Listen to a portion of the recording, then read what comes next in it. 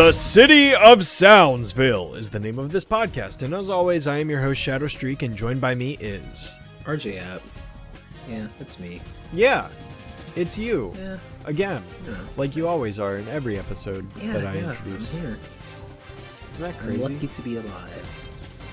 Yeah, it's pretty wild that you're in every episode of this podcast. Isn't Every that episode, wild? yeah. Yeah. You know who wasn't in every episode of the show? Who? The narrator. Because they decided to leave him out of Fallen Arches for some reason. For whatever reason.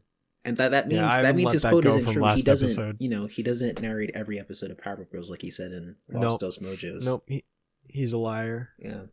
He's actually a liar. He doesn't. And I mean, anyway, whatever. See, That was last this is what we episode. do on here. We get into the minutia of Powerpuff Girls. We do, including bringing up things we've already talked about. Yeah. I have vocal fry right Yeah. now for whatever reason. Maybe that's better, but you're gonna have to deal with that a little bit. Uh-oh. All right, I think that should be fine. I don't see why that would be an issue. Hopefully. But, sweet. Okay, so, RJ, as we usually begin all of the episodes, do you have any updates or anything exciting to share that's going on in the realm of Powerpuff Girls that you know about that I don't, because I don't follow merchandise the way No, you I do? don't. That's what again. We just advertise merchandise most of the time.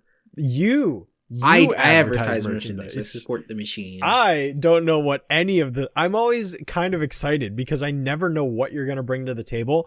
And now that you haven't brought anything, I'm extremely disappointed. Well, there's a And it's lot. There's a actually lot. just We killed just my talked entire about it vibe. already. Yeah, but I We're wanted something lucky new, that there RJ. even is news again. Yeah. The show Yeah, has are been we? gone for quite a while. Yep. Yeah. Yeah. Ain't that just a shame? Yeah. So Huh. no news. Yeah. Okay. Well, no news this week, I guess, on this episode. So, oh well. No news. Hopefully there will be something. I don't think we've talked about those comics yet. Well, yeah, we haven't read them. Where are they available, actually? Actually, you know what? This is what we'll talk about. Where are the new Powerpuff Girls comics available at? Where can we find them so that you and I can read them and we can talk about them in a future podcast episode? they're not in stores. I mean, maybe, but If where? I was to be What totally store? honest, I think the reason I have been holding back on it is because from what I've sampled of it, I don't think it's necessarily for me. But I also, it's a new comic series. I don't want to put it down and hinder its sales. Mhm. There's just some stuff. I think it's there's something wrong with it. I believe from what I've seen, it's like, oh, this is more so aimed at younger readers, which I is gotcha. fine. I think I really liked the IDW series when those started in about Yeah, the 2013. 2013 ones. Yeah. Those were great. These are, Those are- they're serviceable. These comics seem to be based on the original series, but I think they blur the lines a little bit with it, Mhm. mostly on the art front. There's some shipping I in gotcha. there, which is Did you see that with Butch and Buttercup? No, I didn't hear about this. But I'm not surprised. Yeah, there's either, a in mild fairness. shipping moment. It's not like it's a whole chapter or anything, but I don't, which is I don't know. It's one thing if you use Bubbles, but Buttercup, I don't know. But anyways, I think a lot of the fans are enjoying it. I'm just, I don't think it's for me, and I don't really want to put it RJ. down because If there's one thing that you and I need to remember, it's that when it comes down to it, despite us being the most hardcore of fans, we are in the minority. The vast majority of Powerpuff fans are okay with the shipping and support it and want it. well, sure. We are, And in it's the not group like that- I'm we are in not the saying like minority. shipping is the coming of Satan. I'm just it's really what it is. No, like, but you I don't think are. That's Buttercup That's actually word for word what you said. But it's mostly that with Buttercup, really. But again, I'm nitpicking a one panel of fan service, by the way. But Yeah. from what I've seen, I don't. No, I mean, think I like it, but- I haven't seen it or anything, but honestly, I would be inclined to agree. Why not Bubbles? Because at least in the OG show, granted, it was still season 5, but Bubbles said the Boomer was cute, whereas the other two even girls showed, Blossom, not nothing. really, not really Blossom, even- but that'd make more sense. But even at the end of Rowdy Rough Boys, I mean, Buttercup's the one that's disgusted by it, Yeah. versus the other two, So she does make the least amount of sense out of any of them. But hey, you know, anyone outside of the original team not knowing how the Powerpuff Girls should be, you know, written and characterized, who knew? What a surprise. Never heard of that before. Yeah, you know. I think What the an artists who anomaly. work on it care and stuff. It's just like, you know, it's not. I mean, again, Yeah, but, like just because we're fans of the show doesn't mean we have to enjoy every product that comes out, right? I know. That's really You know, RJ, now that I think about it, you know what would be a really good idea? What? Let's give Bubbles Ice Breath instead of Blossom, because that makes sense. Which I still don't know how that happened, but It's the same thing. It's just a misunderstanding of characters. you know, that was written by David Smith. I don't know if there was miscommunication or like they literally just forgot, but I'm not really sure why that happened. I genuinely believe it's a misunderstanding of characters. Yeah, or maybe they just thought it would be better. I don't really understand. It's a problem in the same sense that it's like if you were to go watch an Avengers movie and all of a sudden, like, the Hulk was using Spider-Man's web powers, but Spider-Man didn't shoot any webs whatsoever for the entire movie. That's like the equivalent, right? Like it's established. The expectation is already there. The audience already knows this character trait. Like, you can't just do that.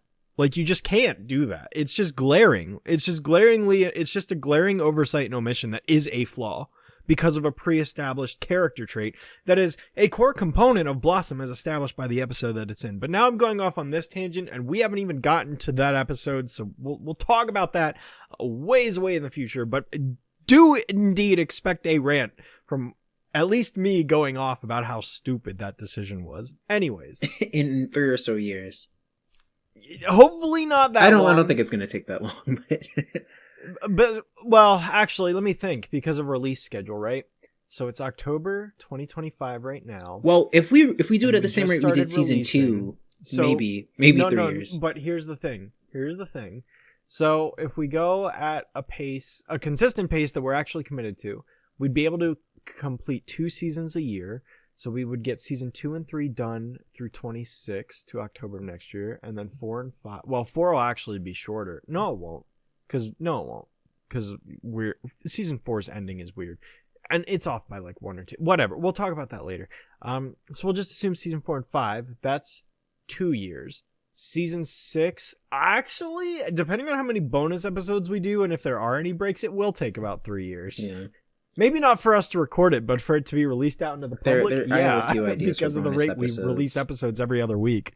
So unless we increase the frequency at which we release episodes, because honestly, RJ, you know, if we think about it, like technically, we should be in the last year of the podcast right now, based on when we first started it. Wow. Instead, we basically delayed it, over 1.5 years. Based on what our originally intended release schedule was. Right now, I think we should be in season 5 or 6. I think we'd be in the end of season 5 or something like that. Yeah. Anyway, that's just funny to think about. It's crazy to think we started this podcast 2 years ago. By the way, I got a notification on YouTube that it is our YouTube channel's first birthday. Wow. So our channel has turned 1 year old on YouTube.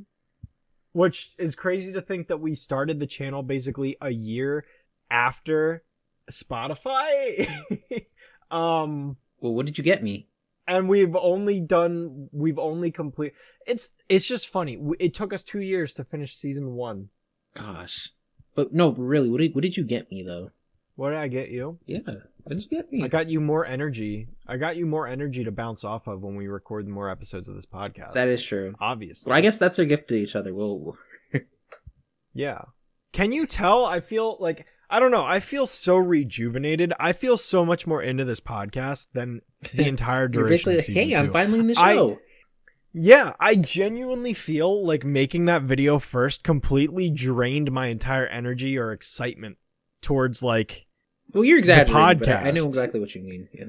I know, but like I feel like there's just the rejuvenated sense of like eagerness and excitement and like, oh yeah, we're recording episodes. Like I'm here for it. I'm excited. And I really want to talk about this week's episodes.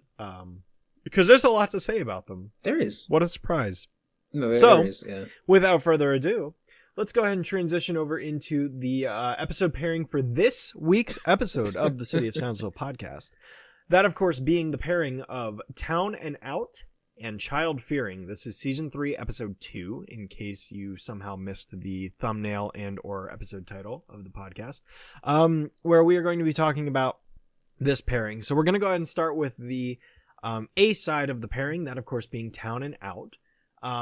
This episode, hey, once again, another pun on the phrase down and out.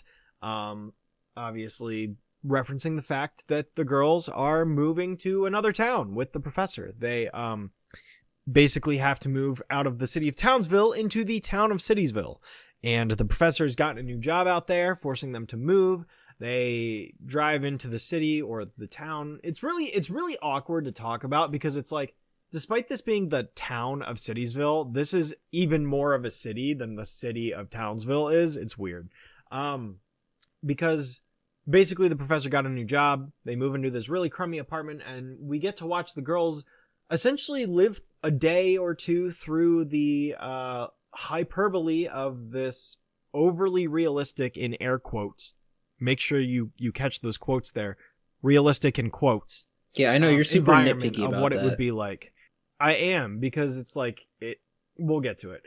So basically, the girls, they go to school. They deal with bullying.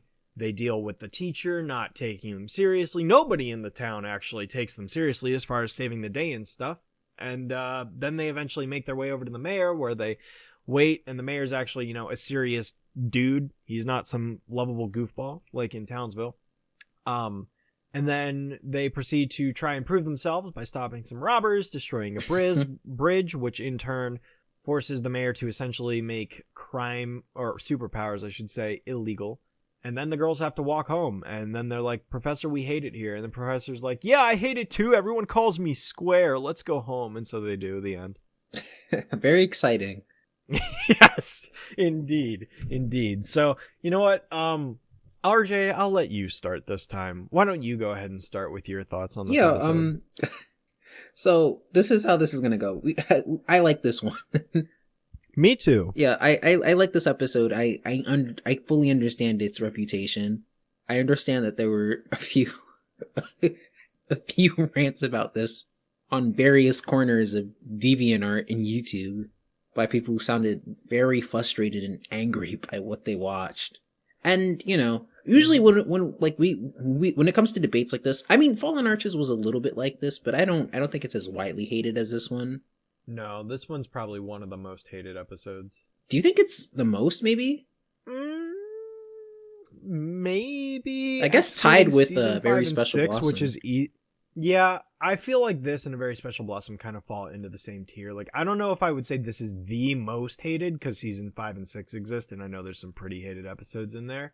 But of the classic 4 seasons, I would probably say, yeah, this and A Very Special Blossom are probably the two most like if you ask hated. a lot of people, I think it's agreed upon that this is horrible, objectively horrible. Most people say that. Another one that a lot of people don't like, though, is Moral Decay, which we'll get to that. Oh, one yeah, later that's this right. That's season. right. But yeah. there's a lot of people that don't like that one either, which we'll get to. Yeah, we'll get to that one. But I'm sorry, I like this one, and I do.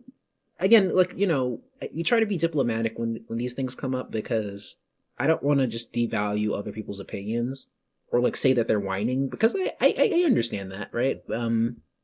If you think about it, this episode doesn't really have a story as much as it's just it's really just a showcase of it's really just they're just exploring a concept essentially in this episode, and that concept includes torturing the girls, which is a little ironic because Tough Love was kind of the same idea, right? Yeah, it was the same idea, but I don't know. I guess I understand it was too much. What I really think what really did it for people, I think that bus scene did it for people. I think that school bus scene was a little too similar to actual bullying, so I think that set a lot of people off. I could see that, because I wonder if you took out that scene. That is usually one of the most referenced scenes. I'm sorry? I said that usually is one of the most referenced scenes. Yeah, exactly. I think if you took out that scene, I wonder how many people would hate this episode, because I think the rest of it, that scene is, it's more so just actual bullying, because the kids in the city, I guess, find the girls corny. Pretty much that's pretty much what it is. But it's not really funny, but the other sequences where they explore city life are actually they're pretty funny, right? So I wonder if people would have responded to the rest of the episode if they like literally just took that out or modified that a little bit. But I don't know. I know a lot of other people still take issue with the whole handling of like the mayor and all that. I'm sorry, but that's my favorite part of the episode, unfortunately. Yeah, I'm not agreeing with that statement. Yeah. I just know that that's usually a given counterpoint is the way that that's handled. Yeah, and I know a lot of people are just like, it's a bad idea because why would you like a show like a show that takes place in such a happy, cartoony, and fun city? Like why would you put them in like such a gritty environment? And I think it is a good idea. Unfortunately, like you got a lot of funny gags out of it. Unfortunately, like, I find this funny, and the art direction in this episode is very interesting too. Yeah, agreed. Because they they really use like a lot of like the there's grimy, rendering that they don't grimy usually use in city the show. backgrounds. Yeah. And like Townsville is like yellow and like super cartoony when they go back to it, so you're Yeah, immediately and this seeing is the like difference. actual like more quote unquote realistic shading and coloring in the way all the buildings are very diverse, but it's just a mixture of like grays and browns, and maybe there's like a little bit of red or green in here or there, but for the most part it is drawn like a typical dreary city Yeah, with those kind of colors. Like there is some color diversity in between buildings, which is different from Townsville, but it's very like, I don't want to say monotone because there is some variability there, but it's not like It's not the monotone. vibrant color diversity that monotone is not the right word, but yeah. it's not as vibrant or as saturated as Townsville's city environment is, which is a nice contrast. Yeah, and And again, it sort of enhances that whole idea of like, again, in air quotes, realism. yeah, and kudos to the background guys and the color stylists. Like they do make this they make very like pretty color combinations on a city that's kind of supposed to be disgusting and unwelcoming. You notice like in the painting technique they use a lot of like, I feel like they're using like a lot of I know what they do a lot in the show is they use sponge brushes, like those like streaks on the wall. I believe those are sponges. That's what I've learned about that style of like Golden Book painting. Scott Wills had a few of like he does the backgrounds for Samurai Jack. He had a few videos on his technique. I think Art Lazzi, who did some backgrounds for classic Hanna-Barbera cartoons, explained some of his technique too. But yeah, sponges were used a lot on it. And they could be used to like, show texture, and they use a lot of it here for dirt. For Frank Miller's Powerpuff Girls. Not really. But yeah.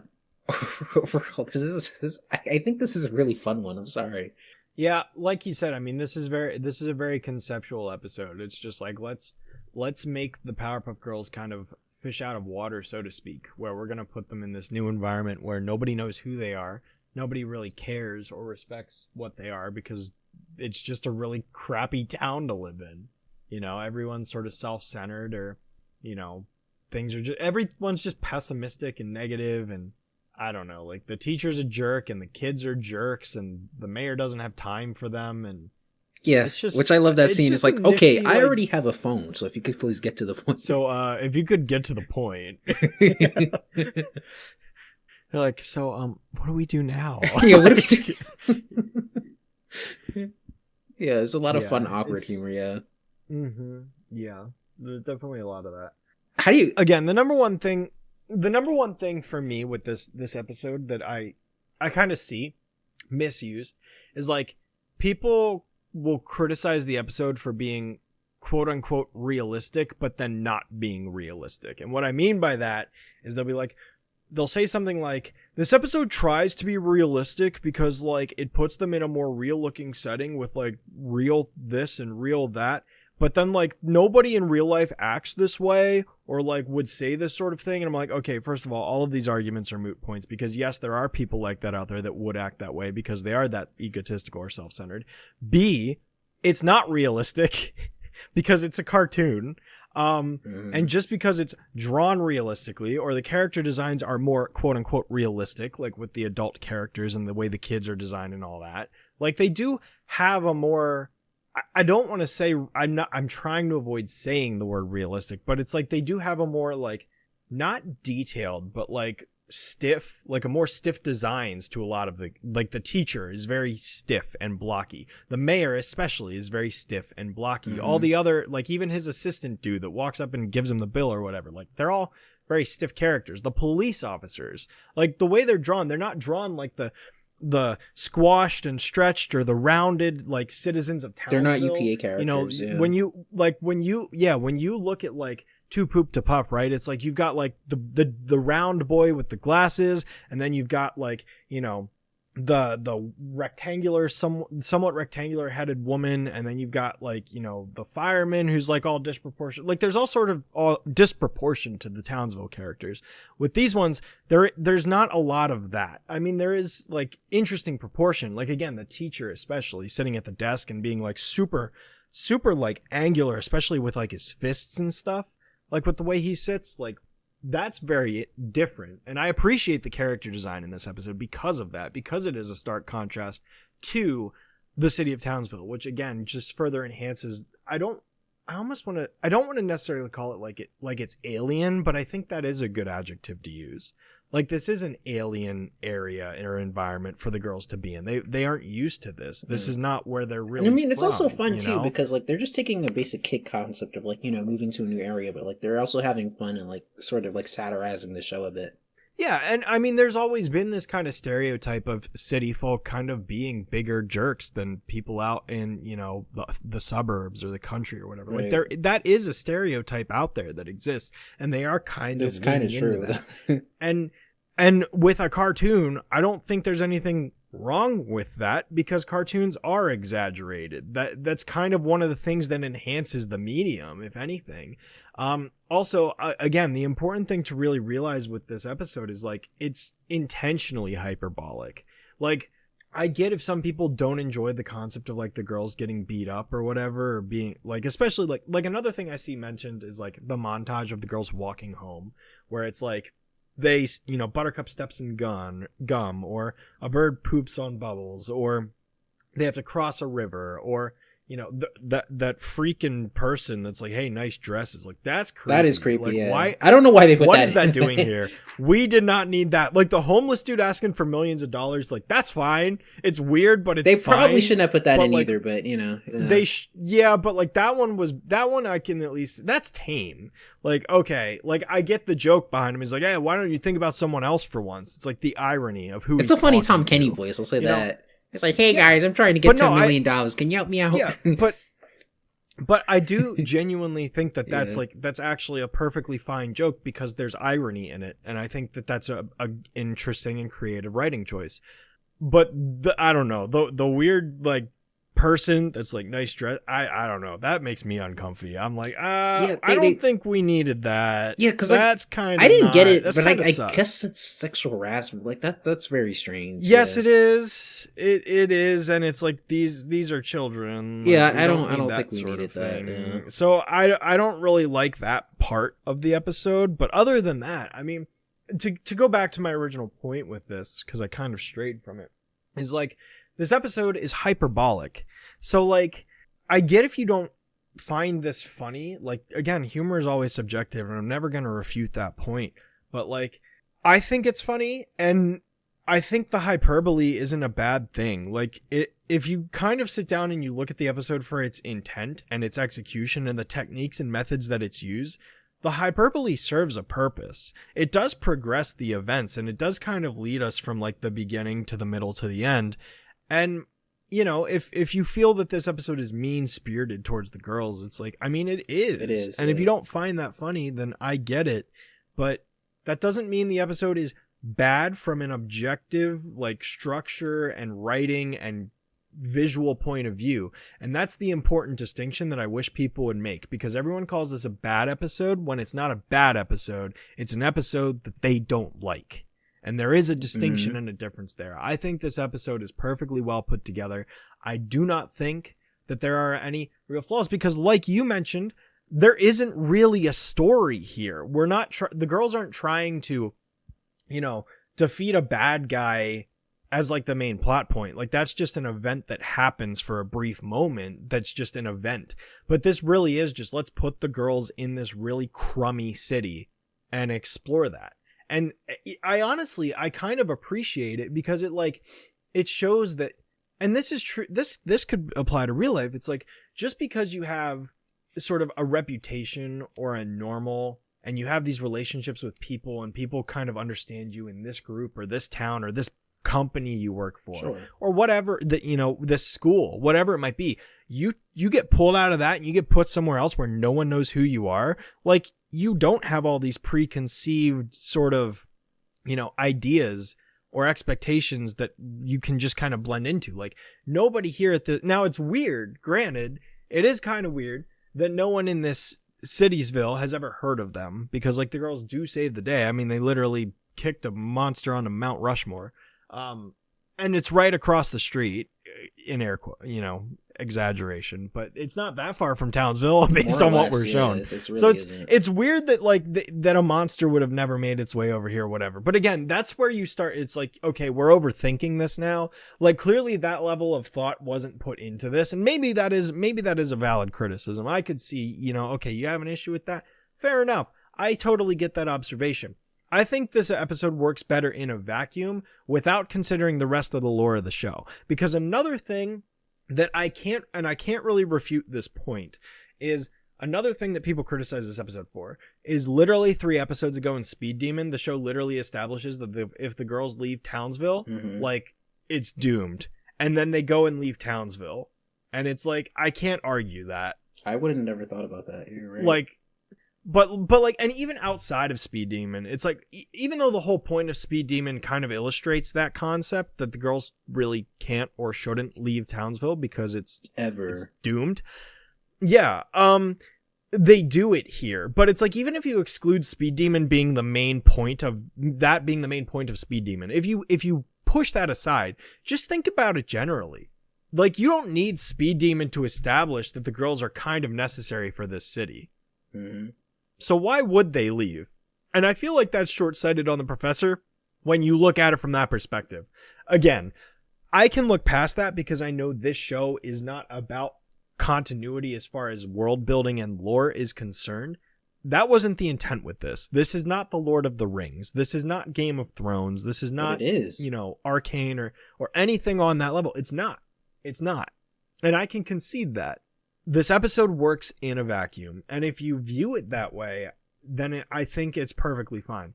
But that last point that I just mentioned, I do think if you have an issue with this episode because of that, I think that's completely valid, and that's fine. I can look past that point and still enjoy the episode for what it's doing, but I get that that's a subjective matter. I agree. Oh, thank you. I do. I mean, I agree, but I'm sorry. This just has a lot of great jokes in this. I mean, I do love that first one. He's like, "All right, I'm going to work," and he just takes his gun out. He just pulls his gun out and starts walking down the street. Yeah. And Professor is like you know, forced enthusiasm is very fun. It's like, oh, look at that. There's a bathroom right there in the kitchen. In the kitchen. Yeah. And the guy saying, "Shut up, you jerk." That's all fun. City folk. And yeah, and it's like the professor hating it. Like, Tom Kane's performances are all like pitch perfect in this. Mm-hmm. Like, you know, I've been hating it, and then they call him square at work. Yeah, that's my. Which is like, yeah, the joke that works in 2 levels. Very fun. Yep. And yeah, like they, I guess in a real city they are kind of cheesy, these characters, right? Because like Professor, like they're both like perfect like stereotypes of what they are, right? Yeah. Like they're the perfect, like, you know, vanilla like little girls in there, and like. Professor Utami is like this square 50s father's figure. Yeah. You know, another thing about this episode that, again, I think is interesting to talk about is like the way that like people react to the girls, and the way that this is sort of handled is like nobody bats an eye that they have superpowers. Like, nobody really cares. Nobody cares, yeah. You know, like they're so nonchalant about it. Like they just, oh, you can fly? Okay, like whatever. I don't care. You know, the teachers got a very I don't care attitude. They told them that they can't fly in a no-fly zone. Yeah. You're flying in a no-fly zone. Land now. You know, you'd be surprised. You know, you'd think that like, you know, the mayor or whoever, you would think like, oh, we can take advantage of this, right? No, they're like, we don't care. Stop. Yeah, stop. Be normal. You know, it's a very interesting attitude that I think makes the episode more unique, because I feel like if they were to go a different direction, it'd kind of be much more, you know, along the line, like much more common of an idea. It'll be a whole season of the show where they just stay in cities. Yeah. I don't want to see that. Like the fact that they just brush it off as if like it's nothing is kind of, again, also amusing. That like they just don't care, and the girls just don't know how to respond to Yeah, it. it's like this. You know, what's up with the city? Yeah, like they're just like, what? Again, when Like, the girls, yeah, Buttercup's when at a loss. Blossom Like, looks to her sisters and they're like, superheroes. yeah. Well, when when Blossom looks to her sisters in that scene when the mayor talks about the phone, they're like, what now? I'm out of ideas. It's like, yeah, like how would you handle this? You know, I think that's funny. It is very funny, yeah. And the whole catching Robert sequence is fun. Like, that's our action scene of the Yep. episode. And Oh, I love the part where Buttercup just smashes down on Yeah, the hood of the car, and brats. then the two robbers look at each other like, oh, like what? Like they're the only ones in the entire city that are surprised by it. yeah, right. Well, because she had to do all that to excite them a little bit. Yeah, right. And yeah, the cop says, "Car 54, where are you?" And that's a reference, obviously. But yeah, I also have to say that I think this is like the first time we hear that background track. You know the background track I'm talking about with the girls chasing the robbers? Yeah, Yeah. I love that. Yeah. They use that again, and that's one of my favorites. Mm-hmm. So very good, and I guess it's kind of a different music style than the show usually use. Appropriate for the setting, so I think that's very good. Yeah, and it's like, another thing I kind of want to bring up, right, is like, think about it this way. If you want to call this like an episode about the girls going to like a more realistic setting, it's like most other superheroes take place in a realistic setting. Like, I mean, granted, everything's exaggerated, but it's like Spider-Man literally takes place in New York. That's true. Like, okay, sure, Gotham is a more exaggerated city, but like it's still a city, and Batman still operates in it. I mean, it's still a city, and Superman in Metropolis. Like, most superheroes are superheroes in cities. Like, that seems to be the more, at least amongst the most popular heroes, that seems to be the more common setting. And it's like, in Spider-Man, is Spider-Man treated this way? Like, no. Like, people admire the heroes. People appreciate and look up to them as role models and that sort of thing. And this city just doesn't do that. And that's why, again, it's a very interesting and different take. Because this isn't the standard stereotypical like superhero in a city type setting. It's an inverse of that. It's almost like, again, it's kind of like that concept of tough love, right? Where it's like, instead of going and being loved by everyone, it's a lot like it. Instead of being hated, though, it's just apathy. It's just nobody cares, and that is different from hatred. It's just there is no attachment, there's no emotional response, and there's no care for the girls. Powerpuff predicted. It's not that they dislike, it's that they don't care. And I think that's, again, it's just an interesting idea, and I agree with you that this concept for an episode is unique and interesting because of that. Yeah, but like, yeah, you can't stress enough that like, yeah, a lot of the him episodes kind of have, well, really, Tough Love and Speed Demon are kind of like torturing the girls too, but I guess those episodes get praised for it, But him is the devil, so everything is excused because he's the devil. So I mean, he's I guess, allowed yeah, to the do that evil edgier, stuff. like the dark, edgier episodes, the other dark, edgy episodes get, more praise than this one. Mm-hmm. I guess because it's more focused on comedy, but, Mm-hmm. I don't know. I think this is worth a reappraisal. And by the way, there are people who enjoy this episode. It's just like, it's really just a vocal minority on the internet that, Yes. yeah, maybe vocal minority. I don't know. Because It's like a a lot of people vocal watch TV shows, division. right? So like I don't really think everybody who watched this didn't like it. Because I've seen people Yeah. like reminisce on the series and talk about how much they enjoyed this one. There are other people who liked Yeah, it. you know what's what was another thing I wanted to say? Oh, okay, a couple small details I really like about the episode. Charlie Bean's name is graffitied on the motel when the girls pull up to it. His name is graffitied right there underneath the guy sitting in front of the TV. Did he do that himself? Maybe. Because this is his And storyboard. then I think I'm pretty sure Paul Rudish is in it too. Oh, he has to be. I think he's in one of the newspaper shots. I'm sure when some of the guys in shooting this episode are probably crew members. Honestly, it wouldn't surprise me. I feel like maybe there's also a name reference on one of the billboards. Well, there's a like the few shots of references the that I car feel like I driving haven't into even the begun city. to look for, which I consider a But- personal failing of both of us. Well, I'm pulling up the shot of like the professor driving into the city right now to see like all the different billboards and stuff, because I feel like they probably would hide something in there somewhere. Right. So let me see. I'm actually looking right now. How did they get You away know what's with another this? interesting thing? You know what's another interesting thing? Okay, let's see. I'm actually looking at the graffitied "Welcome to Citiesville" sign. I don't see anything that sticks out there, just graffiti. I'm looking. I'm watching the shot. Okay. Crude oil. More graffiti. Okay, malt balls. Family Fun. It looks like someone didn't finish writing family. They just put Family Fun. They're Citiesville. Citiesville education isn't great, as you can see. So Yeah, I see laundry, checks, pawn, checks, cash, and checks. There's 3 different places for checks on the same street. well, I mean, when you're in a city, you just see a bunch of like graffiti dollar sign symbols. So that's basically what that is. Yeah. People, All right, hang on. There's a power plant in the city. That's wild. I don't know. It's a work. I mean, All right, hang on. it's a lot Hole happens in in the Wall Citiesville. Club, Just people just don't live there. Heart. Yeah, there's just random graffiti, and then there's Hole in the Wall Club. Yeah, I don't want to know what that is. but Yeah, and then when you get to the Shady Inn Motel, Charlie Bean's name is literally graffitied Charlie underneath Bean. the guy watching TV. Also, the word Smurf is on the right-hand side. What is with for the some Smurfs in reason. this I don't season? know. I don't know. Maybe someone's really into the Smurfs at this time. they shouldn't be.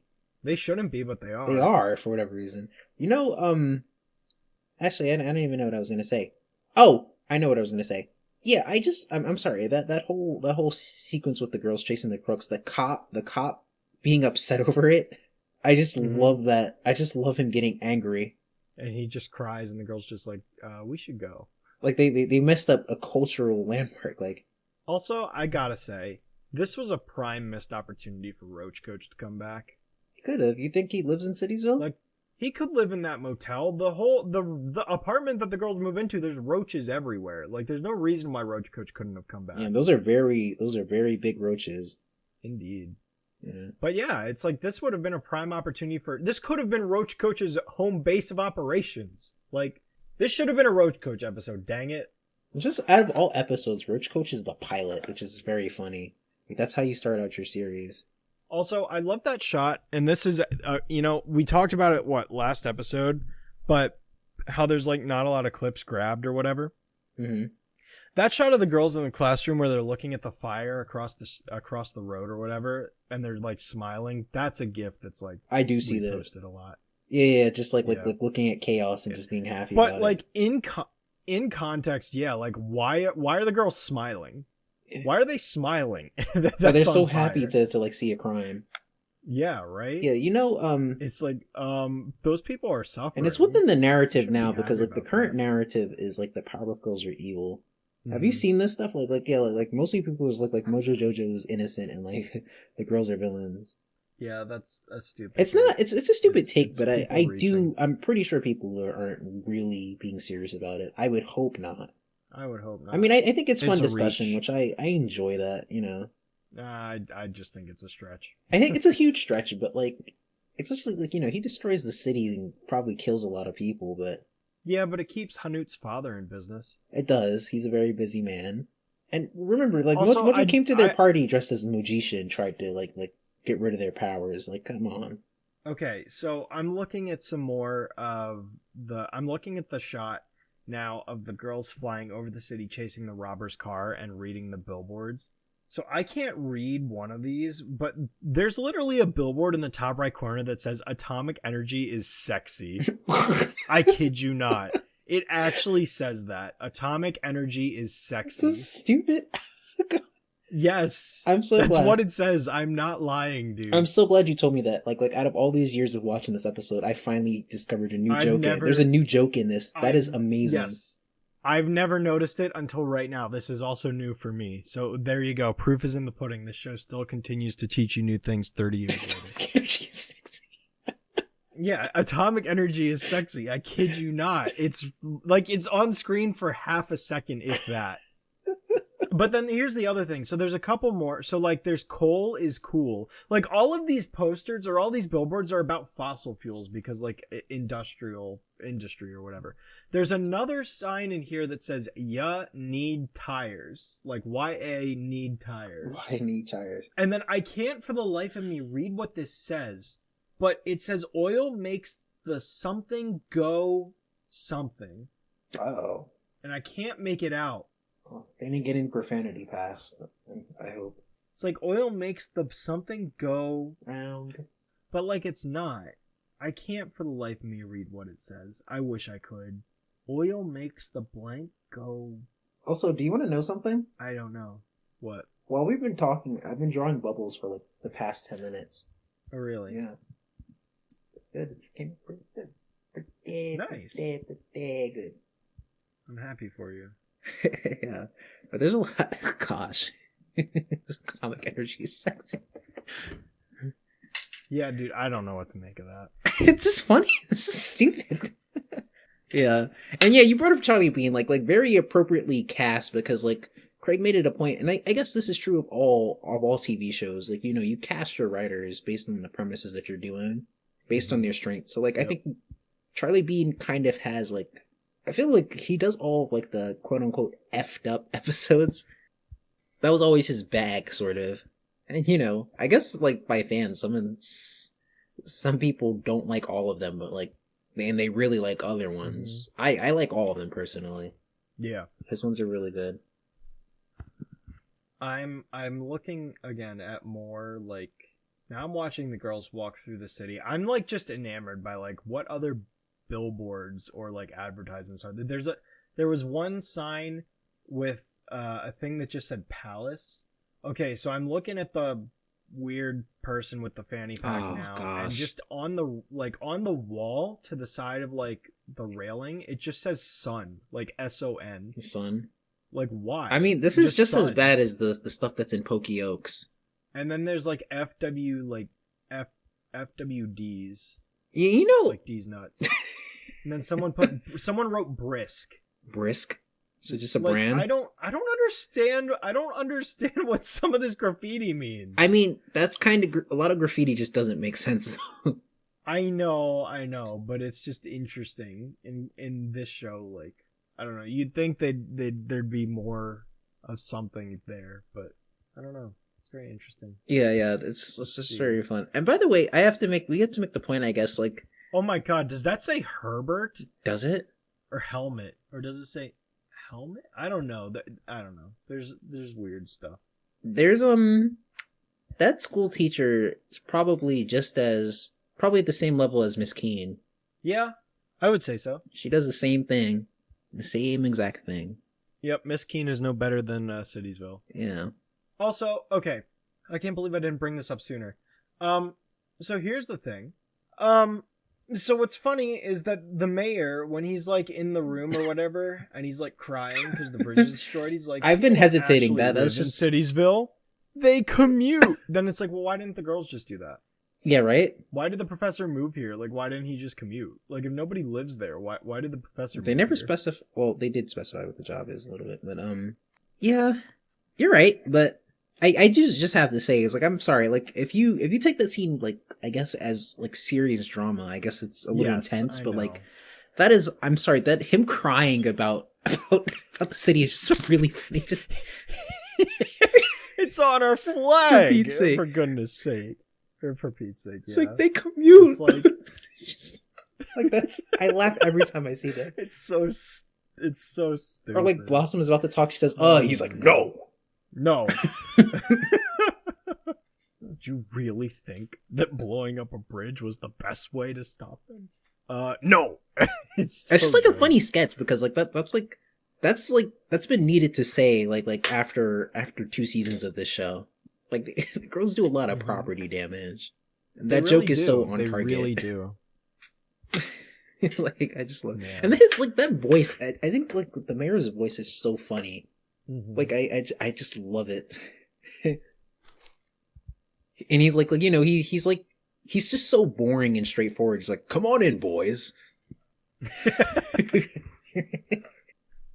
I do love the receptionist too, which I don't know, might be a reference to an SNL character, but I'm not really familiar with that era of SNL. Oh, really? Neither am I. But it's like, well, you don't have an appointment, so you have to wait over there. Which is like how it would actually go. It's like- They can't just fly up to Yes. the mayor. Yes. Right? They're lucky that they even got an appointment on the same day. Yeah. Yeah. Yeah, I mean, overall, I just don't have the level of vitriol that other people do towards this episode. I Quite the just don't. opposite. I think it's a pretty entertaining episode, and I don't have any issues with it. And it's like, the important thing to remember is like it's realism it's realistic like in visual only, because it's like at the end of the day, I mean, you're never gonna see this in like I don't even think the real world would react to superheroes this way. Like, I really don't. I really think it would either be, it'll be one of two stereotypes. Either people are just like, yeah, we welcome this, or everyone lives in fear of them.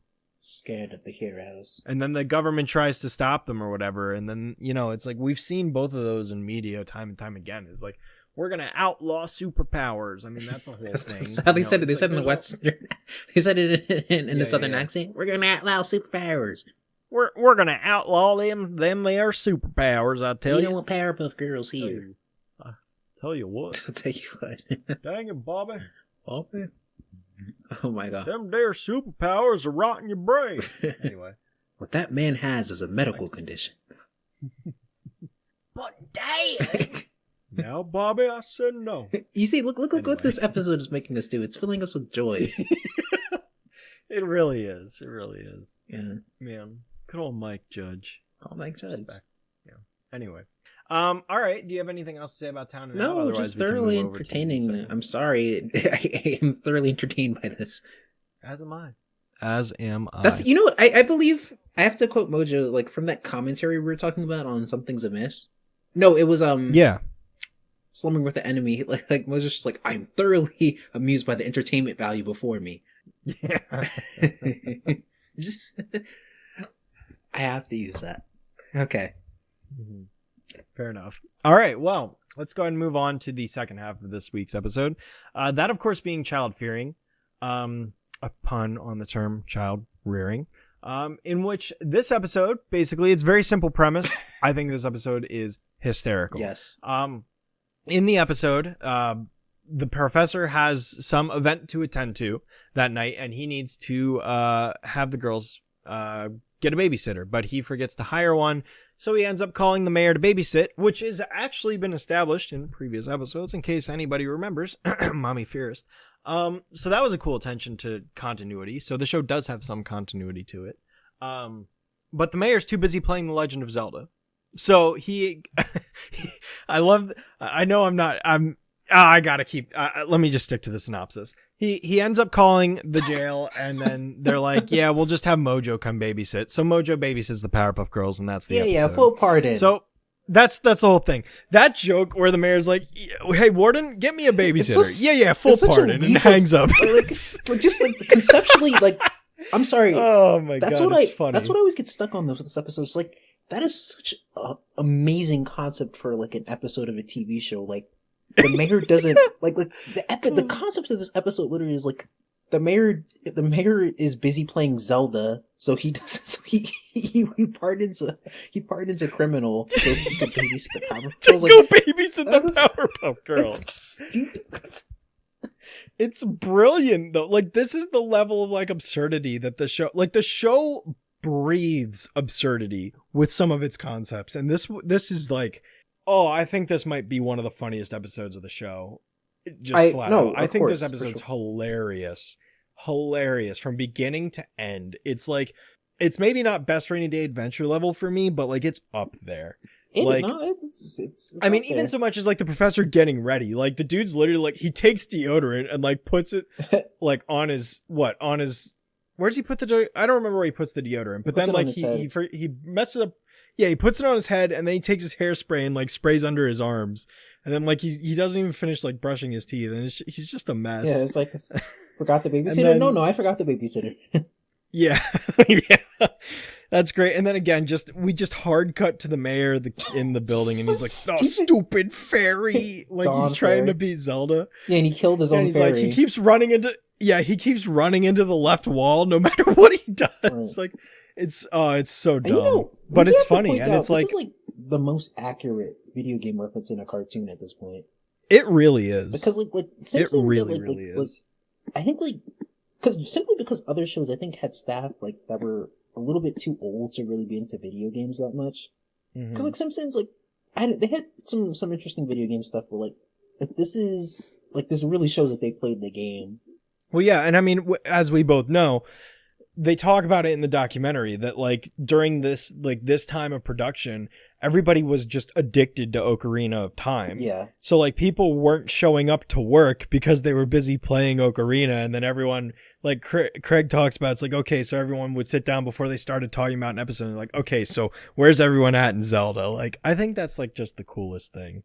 Right. Yeah. Like that's just fun, right? It's like it shouldn't happen in the workplace, but it's funny. Yeah, Gendy hated it. Yes, but the fact that like they were all able to just kind of sit down and be like, so Zelda, like that's cool, right? Like that shows like we're they have all like, gonna finish the game. Yeah, it wasn't just a work relationship. Like they were able to actually like bond over something like that. That's like the coolest thing, you know? It's like everyone just kind of came together for something, and it's like that's what Craig said too. It was like it's really good cool for like team building and bonding. Like yeah.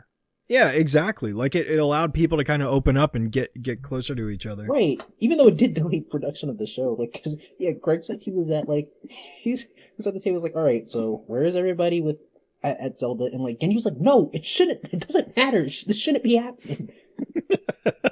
Cause I guess he didn't really care about video games.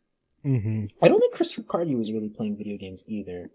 But, I don't know. He wrote about it in this one. Well, this episode was boarded by him, so he boarded that Zelda thing. Yeah, he did. Yeah, it might be my favorite episode that he's done for sure. I would say. Yeah. Sorry, my cat is being a nuisance. Lay down, bud. Because like Chris Riccardi is an unbelievable talent, but like they usually give him like I don't know. It seems like they usually give him like B episodes. Mm-hmm. I feel like, but this is by far probably the one I enjoyed most from him. Yeah, I mean the thing about this episode is like it works because it's another one of these episodes. It's like just another Manic Mojo. It's like best rainy day adventure ever, right? It's like they take it's just such a simple concept. Mojo babysits the Powerpuff Girls and they just run with it, and it's just joke after joke after joke. And there's just interesting ideas that they explore. And it's like, a lot of the comedy episodes of the show are best when it's like super basic, super simple premise. And it's just the characters responding to the scenario that they're in. Right. Like, I love the fact that like Mojo's whole plan is like, it's basically, I am your babysitter, so you have to do what I say. Now you're going to help me take over the town. Like, that's his logic. And he just thinks that's like going to work because he's their babysitter. Yeah. Like, he's like, I'm in charge of you, so you have to do what I say because I'm your babysitter. Now let's go take over Townsville. It's like, oh yeah, Mojo, that's sure to work because that just instantly makes you win. It's such a stupid Mojo plot. And he just got out of jail to do this. Yeah, he literally full pardon. Yeah, full pardon. Bye. Like, he's not paying attention. He doesn't care. It's, oh my God, it's so funny. Excellent use of the mayor in this.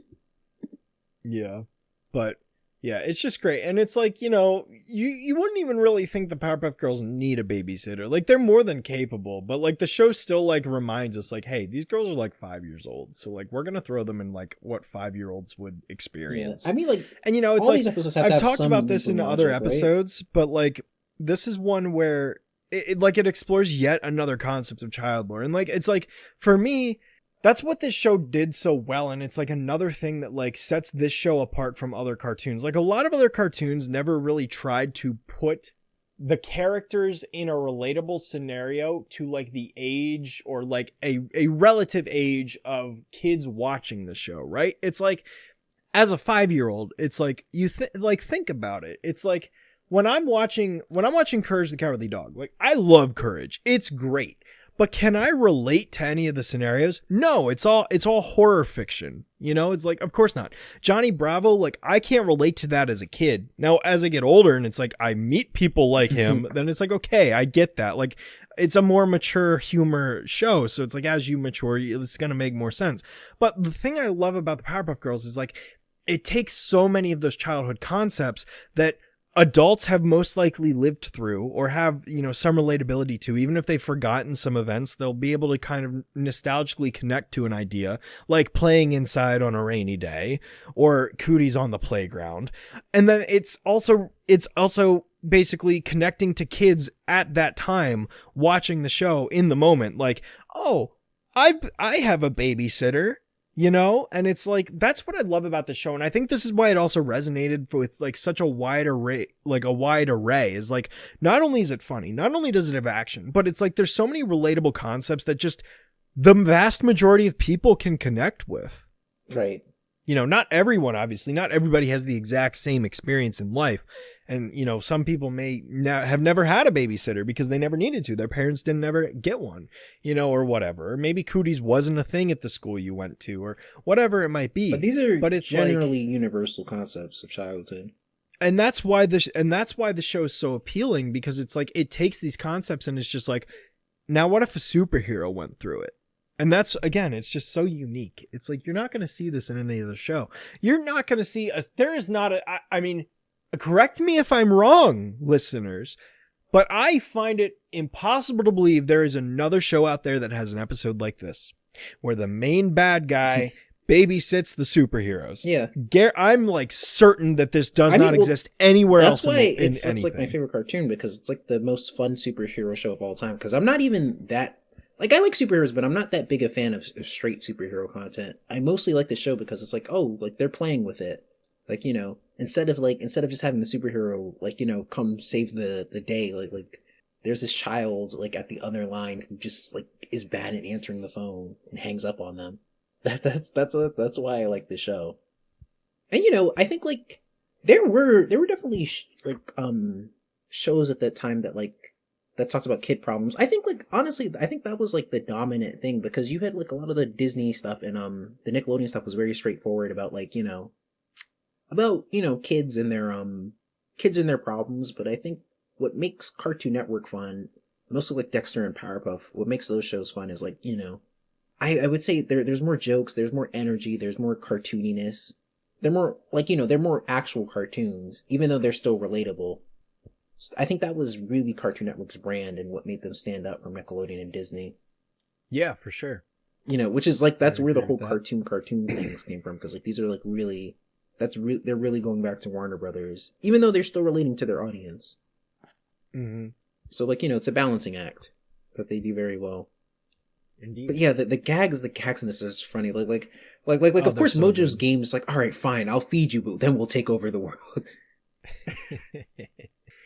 Yeah, how do you like Chef Mojo? I love Chef Mojo. Like he's Hoi! Hoi! Yeah. Do you think they'd let that knife thing in now? So I was like, how did SMP allow that? I mean, hopefully no kid tried to be Chef Mojo. Yeah. I don't know. Maybe not. I love that little, like, no. It's like, no dipping fish, shrimp only. And just him, just the voice acting too, just him putting the sauce on the table for dipping. Yeah. So stupid. And of course, yeah, like the hibachi music is very fun. Mm-hmm. I love him, and it's very fun to watch him, like, make the cucumber slice. Yep. It's all really fun. I really wanted that food to taste good, but it apparently doesn't.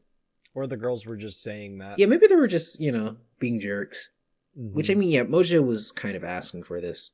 Yeah. Even though, like, the funny thing is, do you think he had a choice at all coming here? I think he was basically told, we'll pardon you if you go do this. So he's like, I guess I'll make an evil plan. I mean, maybe he wasn't given a choice, but, like, I feel like he even if he was given the choice, he's like, yeah.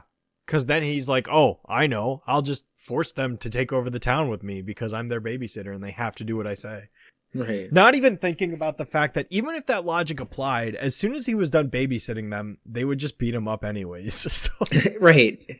Which I love. Like, yeah, no forward thinking with his plan at either. all. Like, at all. It's which just, is a common problem with Mojo. Yeah. Yeah. So I love, like, they make him go outside and, like, the car just hits Mojo. You just see his helmet. Oh, that's the best joke. So anyway, there's this monkey. And the car just bumps. And it's like, oh. It's like, poor Mojo. I do love, like, the pinkish hues in this episode outside. That's beautiful. Yeah. Mm-hmm. Yep, the late evening color. Yeah, for sure. Yeah, using pink for that, it's very good. And it still communicates the nighttime. Like, I know it's night. Yep. somehow. That's the amazing thing about, like, I've commented on that color choice before, whether it was Harold Smith's bathroom or it was when the girls were in the training room in Bubble Vicious. It's like they managed to use pink and red to illustrate darkness in a way I haven't seen any other show really ever pull it It's off. very innovative, and it's just such a satisfying look in the way that they use it. Yeah, because it's not a color you typically associate with that. and then like I also have to just enjoying like of the writing. I just like the girls are just trashing the house and just really being bratty kids. I like that like Bubbles is TPing everything. Mm-hmm. Yeah, right. Like they're just having fun being jerks. Yeah, And like I just like what's one of the funniest things about Mojo in this episode. He gives up like halfway. Like he's just like, all right, like I give up. No more taking over the world. All right, just go please to bed. stop. Please just go to bed, please. TV. He's like, which Blarney the Sea Serpent is like the best part of the whole yes, episode. yeah, just flat and out. So like Barney's a mixture of like Barney the dinosaur, and also there was this. I wouldn't be surprised if you're not familiar with this, but like there was like this old cartoon called Beanie and Cecil. So if you search up Beanie and Cecil, that's basically that's pretty much the same exact design, and they just mix those two together. Where the Irish dialect came from, I don't know where that came from. That's D. Bradley Baker doing that, you know, very fun. Which I mean, like D. Bradley Baker just does like the goofy characters and like asshole characters in a lot of cartoony shows. Yeah, definitely. His animal sounds are like jerks. If I was a bunny, I'd hop, hop, hop. But like they start getting ridiculous. If I was a fish, I'd scream, scream, scream. Scream, scream, That's scream. my favorite. If I was a log, I'd roll, roll. And the roll. scream is so if unhinged. I was a candle, I love how it cuts out on the candle. Like where candles, like if where are you I was going a with candle, this? I'd burn, burn, burn. They were gonna burn Mojo alive, yeah, is what I they guess, were gonna yeah. do. And then Mojo's like, quiet, enough! Like, it's time for bed! I remember seeing a Sparta remix of that. I do back in, too, like, yeah. That 2012. and Cute Little Bubbles. It's time for bed Sparta remix. Yeah, Cute Little Bubbles remix. I remember that one too. I just like And they're then just like there was also one for Ultimate Fight as well from the Boys Are Back in that's Town. right, yeah. Back when Sparta... Yeah, you know we're older on the internet because we know what Sparta remixes are. I guarantee there's people listening that have no idea what that even is. Yes, that was a thing we did for amusement back in the day. It was a thing that we did. Yes, It they was were quite called an Sparta elegant memes. meme, I must say. I must say. It was very, very divine in meme culture at the time, I must say. I would say it's a lot like the TikTok now, except classier. We dressed well back then. And less brain rot. Screen. It was about there. But I just love like No. they're just bouncing Mojo as a ball, and like this thing is just rolling on the floor. Mhm. It's like that whole sequence is just hilarious. Yeah, that And gets Mojo's me every like time. fed up It's line just reading. It's like if you will just shut up, watch TV. if you would just shut up. Yeah, it's great. And it's like the setup for that gag is perfect too, because it's like, you know, Blarney's got this really like just soft, calm voice, and he's like, or whatever, I forget how he asks the question, but he's like, what am I? And Bubbles like, a bunny. He's like, that's right, a bunny. And it's like so calm, and then all of a sudden it's just the screaming and like the shrill, like the loud like brass instruments, and maybe there's even like a piano in there. It's just so shrill, Which is, is like the perfect word to describe it. You know the funny thing that's really the funny thing I guess about like television, if like you're a parent or like, you know, taking care of a child, like that's what's supposed to like shut them up and like you know, keep them quiet. But like a lot of sometimes those shows have the opposite effect, is getting them like really are so annoying and like energetic and getting the kids like jumping and screaming. Yeah. Which is funny because like they're half doing this intentionally. Well, I guess fully doing this intentionally. They're just having fun with it. They are. They know what they're doing. They absolutely are. They do, 100%. It's just like I just like Another thing. Go ahead. No, you go. I just like you know, like so like they get upstairs and like Buttercup just does I just love that line reading from E.G. He's like, "Where are you going?" And Mojo just starts crying. Yeah. Oh gosh, like that whole sequence is like every sequence of this episode is perfect. Yeah. Oh, well, okay. So my favorite, another one of the best parts is when he gives the like very quick story about Napoleon, and the girls are like, boring. Your story's all wrong. And then they like just like rapid fire correct him on every single thing he got wrong about the history of Napoleon's conquest over his empire. Right. I'm actually pulling up the transcript right now. Ooh. It's just so good. Here we go. Your story is all wrong. Napoleon's 1807 seizure of Portugal and the subsequent rebellion by the Spaniards cost France over 300,000 casualties, untold sums of money, and contributed to the eventual weakening of the Napoleonic Empire. And then she just hits him with a pillow. It's so like, perfect. It's wait, like the wait, rhythm wait. is perfect. It's so perfect because it's like these are 5-year-olds in kindergarten and they're just like They're just schooling him. they Like give they you could the not have prepared for this. The overly verbose. Bubbles, like even Bubbles knows. Oh my god. Bubbles is like, your analysis on the invasion of Russia is also incorrect. Napoleon's invasion of 1812 resulted in massive casualties of his troops due to starvation and inclement conditions and ended in a disastrous retreat from Moscow with his army defeated. It's like, how does Bubbles Buttercup know? is How my does favorite, Bubbles of course. know It's like, this? because she's just so aggressive. It's like, yeah, dummy. And she calls him stupid. And when he returned to and France, she- the allied nations of Europe united against him, which led to his eventual defeat at the Battle of Waterloo on June 18th, 1815, where he was after he was exiled to this island of St. Helena, where he died a miserable death from stomach cancer on May 5th, 1821. Stupid. Which is like, isn't it crazy? That's an actual line of dialogue from Buttercup that he died a miserable death of Yes. stomach cancer.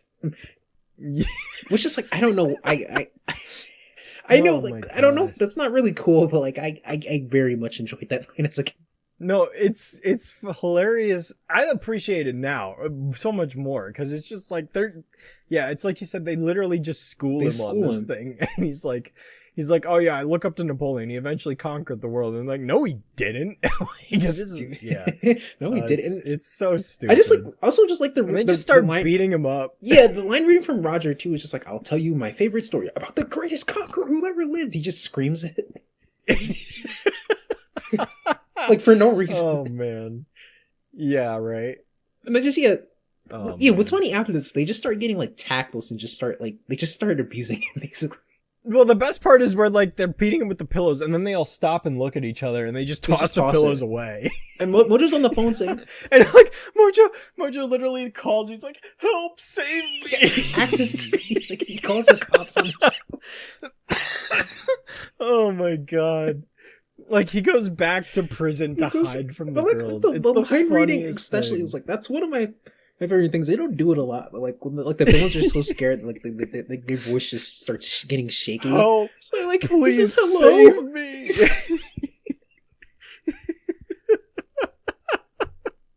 Oh, this episode cracks me up so much. Yeah. And it's like it's funny too because like he Oh deserved my it because like God. I don't. We kind of felt He we felt did. bad He for was the trying to Sandman a take little over bit the in Dream city. Scheme, right? A little bit, bit, yeah. Like, he had an actual case. Like he wasn't doing it to be evil. He just the dude wanted to sleep and no one would let him. Yeah, but like Mojo, I don't feel bad for Mojo. No, Mojo literally comes in and the first thing he says is we're gonna take over the town. So it's like he's already gotten rid of any Like he just sympathy by thought that would doing be that easy too. Yeah. And yeah, they beat him up. I just love all of it, and he's so happy to go to jail. Like his hands are like shaking, Mm-hmm. and it's Yeah, the same cops it's- from earlier, oh God, which it's also so makes funny. it funny. And like they just don't care. Mm-hmm. So anyway, there was this monkey and Yeah. And he's like Mojo's cracked, like in like he's finally cracked when he's Yeah. he's going back to jail. yeah, he snapped. But it's hilarious. I love it. I love it so much. Which is like funny. It's Like so like once funny. again, it gets even funnier once you think about like the movie happened before this. Like that was Mojo before, and this is his life Mhm. now. Yep. This is Mojo's like once again, like that line from that interview from around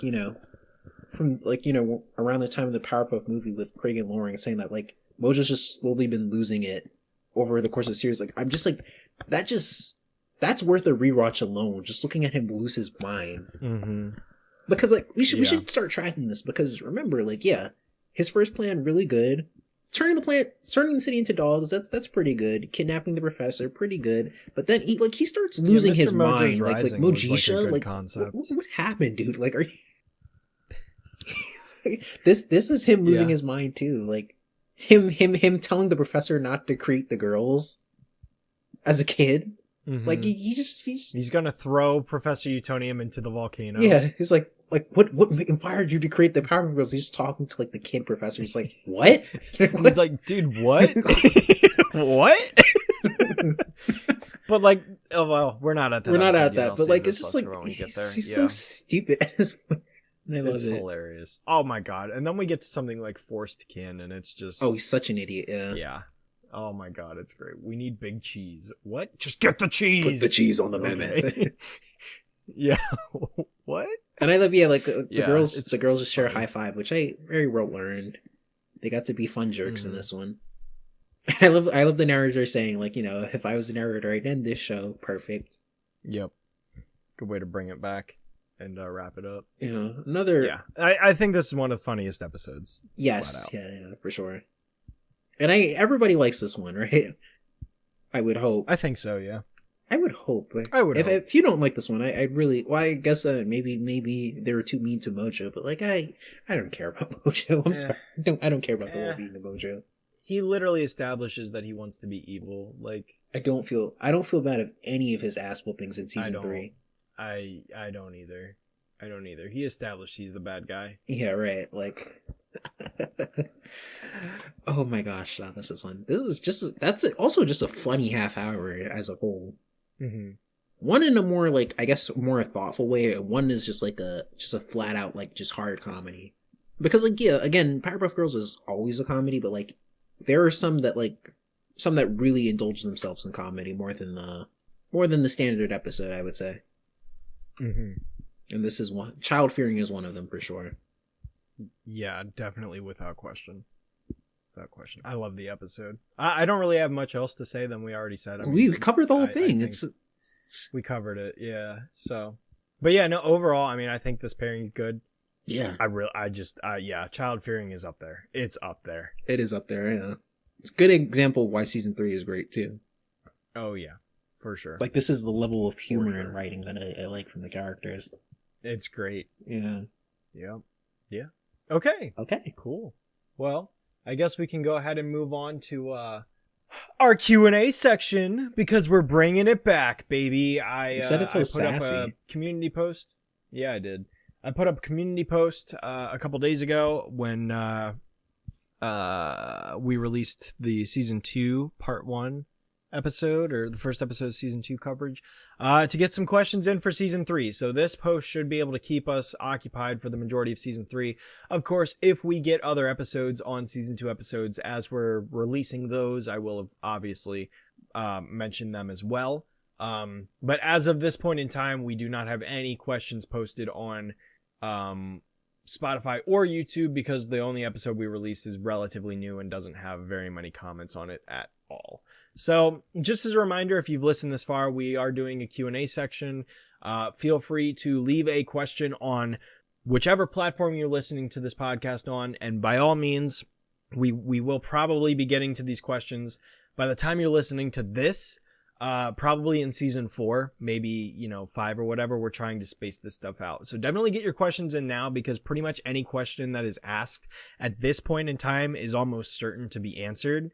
Once we get to like season 5 or 6, we're probably just going to stop asking because we'll have enough questions to get us to the end. But we'll get to that when we get to that. For right now, post your questions, ask us whatever you want. And yeah, also, I guess I should say this too. I'm probably going to be putting up another community post when we get to season 4, and we should be recording season 4 by the time season 3 is releasing. So you're probably hearing this, and the season 4 community post should be up. So you can also go there and put it there because that's going to be like the main hub for the questions. And that is not on the City of Soundsville YouTube channel.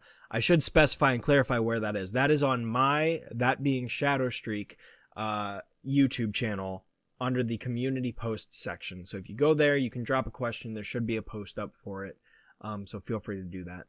Anyway, that being said, we're going to go ahead and we're going to start with, the first question that we actually got on the community post. The very first question we got is from Laura Freeman 5278, who asks us 2 questions.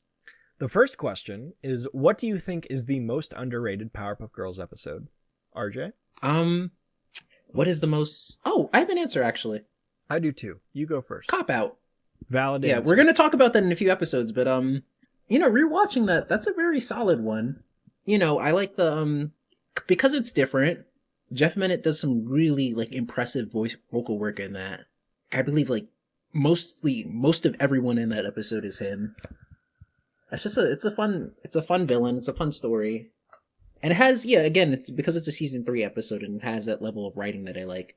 Like I think that's a really underrated one. Nobody talks about that one, and that it's a toss up between that and maybe Film Flam maybe. Mm-hmm. Yeah, but I would say Cop Out actually. Film Flam is a good answer too. I don't know. Here's my thing.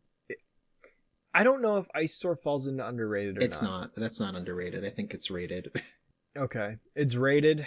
It's definitely not overrated. It's not overrated at all. But I think a lot of people like that one. Popular than it, but fair enough. Fair enough. I would say, I'm gonna throw this card out there. I'm gonna put it out there. Burglar Alarm. I knew you were going there. I think that is probably the best season 5 episode. I actually, gosh, I might disagree with that. Well, you're wrong, but either way, I'm just kidding. No, it's up there. I mean, I there's a couple other season 5 episodes that are genuinely good that I can see. I would concede maybe. I mean, that's good to like look at season 5 and 6 because there's some that I like in those seasons. Well, I specifically said season 5, not season 6, because there are episodes in season 6 that I also think are pretty good. But I'm looking. I could see the argument for the episode that Burglar Alarm is paired with, which is Shotgun Wedding. I think you could argue that episode. I think that episode is... I've appreciated that episode more and more every time I've watched it. I have mixed feelings about that I would say one. Burglar Alarmed. I would say Burglar Alarmed. I love that. I think it's hilarious. I think it fits because it falls into the same vein. It's not to the level of Child Fearing. By all means, when I say this, do not think I'm putting it on the same level. It's not to that level. You have to say that. But it's in the same vein of it's a simple concept. It's like, what if a burglar decides to rob the Powerpuff Girls? That's it. That's the whole episode. And it's funny. And he's in awkward situations and it's just great. I love that scene when he gets trapped in the closet and he pulls Buttercup's arm and she just goes click. I love picked that. The wrong house to rob. You sure did. You sure did. Yeah. I really like that episode. So that would probably be my answer. And then the second question that they ask is, what's your opinion on Powerpuff Girls movie and Powerpuff Girls Z? I say we keep this very succinct because we may end up talking about both of these in future episodes. And you just probably haven't seen them. Which I'm not blaming you for. I understand why you haven't. Yeah. So my opinion on the movie, it's amazing. My opinion on Z, I don't care about it that much at all, really. Yeah, the movie, I don't like the movie. It's great for what it is. I don't like it as much as I like the show. So I'm like I generally like it, but there's things about it that I'm mixed on. Mm-hmm. And so I have opinions about the critical reception. And I think in some ways I understand why some fans are critical of it because it's very different from the show, right? Yeah, it is. But I like that it's different enough from the show to make it not just another episode. So I respect that it's different enough. So some people don't like that it's a prequel, but I think I'd rather have it in the Key to the World plot because a lot of other TV shows that become movies they kind of do something similar to that where it's just an extended episode of the show. Some people have said it's an extended episode of a Powerpuff Girls about the movie. Even Craig has even said that, but I don't know. I think it's different enough from the show to justify it being a movie. And, it's obviously impressive to look at. And I would have probably incorporated more of the tone of the show in it, but, I think it's generally a good effort. Mm-hmm. But yeah, I don't think it reaches the heights of, my favorite episodes of the show. Z, on the other hand, I don't really like Powerpuff Girls Z. And I haven't watched a lot of it because what I've seen of it, I don't really care for it. Which is it's just interesting because, once again, I believe we said this last time we answered this, but Powerpuff Girls Z, I think, is a lot of people's first anime. Just because, there's I think it was a big thing on the internet. Oh, Powerpuff Girls has an anime. And I think maybe some of these kids were seeing anime for the first time. It was one of the first ones they've seen, whether they saw the sub or the English dub. And, which they didn't use the original voices for, which I believe they actually considered it, but they were not going to pay. Anime dubs were Ocean was not going to pay Tara Strong or E.G. Daily or any of the others, but maybe I would have watched more of it if they had them in the dub, but yeah, it's just not for me. And I think Powerpuff Girls Z is more squarely aimed at who it's for, because like the show we're talking about, you know, it's like it's kind of more like it's a kid show, but it's like really an all ages cartoon, and it's very funny. There's a lot of interesting stuff. The art direction I think is very unique. I think Powerpuff Girls Z is more so. I'm not insulting you if you like it, by the way, but I'm just saying I think it's a little more aimed at like the young girls that it's for, because it's not really like in the art style. I think it's like it's not really interesting enough to stand on its own is my main problem with it. Like as a successor to Powerpuff Girls, I don't find it interesting, and on its own, it's not the most exciting magical girl show out there. I think there are more innovative ones than it. So I just find it a little boring, and it's not really a complaint either, because I never really expected to like it anyway. So yeah. Yeah. Nice. Okay. Well, that we'll probably call it there. 2 questions. I know we only answered one person's, but we've got plenty of other questions to fill out the rest of the season, so we'll be doing more in future episodes, I'm sure. But that being said, we're going to go ahead and wrap up this week's episode here. So next week, we're going to be moving on to the 3rd episode of Season 3. The 3rd episode of Season 3, which is none other than a not a 2-part, but like a half-hour episode, a 22-minute episode, Crisscross Crisis. So definitely look forward to that. We haven't done a half-hour episode since we talked about Uh-Oh Dynamo at the end of Season 1, because Season 2 didn't have any, which is super interesting. I think Season 2 is the only season to not have a half-hour episode in it. Fun fact. Yeah, you're right. So, yeah. We will be talking about Crisscross Crisis on the next episode, set to release in 2 weeks, unless you're listening to this way into the future when all episodes have been released. Then, of course, it'll be immediate for you. Yeah. But, that'll about do it for this week. So, unless you have anything else to add, RJ, I think we'll go ahead and call it here. Nah, man. I don't have anything to add. All right. Cool. Then, yeah, we will see you guys next time. If I were a narrator, I'd end this show. And so, once again, the day is saved, thanks to the Powerpuff Girls.